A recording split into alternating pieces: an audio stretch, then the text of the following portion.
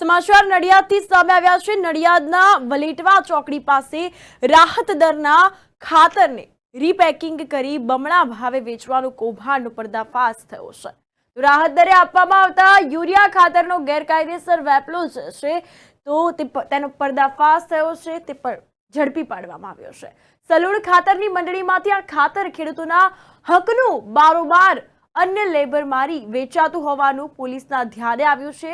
कृषि प्रधान देशमां हवे यूरिया खातर जे सरकार द्वारा खेडूतोने राहत दरे आपवामां आवे छे तेमां पण कौभांड उजागर थयुं छे।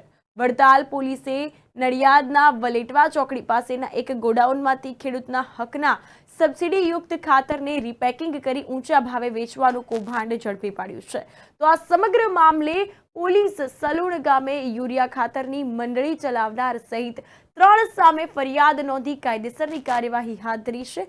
खातरना सेम्पलो एकत्रित करी पृथ્થકરણ માટે મોકલાતા નીમ કોટેડ યુરિયા સબસિડી યુક્ત ખાતર હોવાનું બહાર આવ્યું હતું। આ ઉપરાંત પોલીસે જાતે ફરિયાદી બની આણંદના સલમાન સલીમ મંસૂરી, સલૂણના વિપુલ ચૌહાણ અને હર્ષિલ પટેલ એમ 3 ઇસમો સામે ગુનો નોંધી કાયદેસરની કાર્યવાહી હાથ ધરી છે।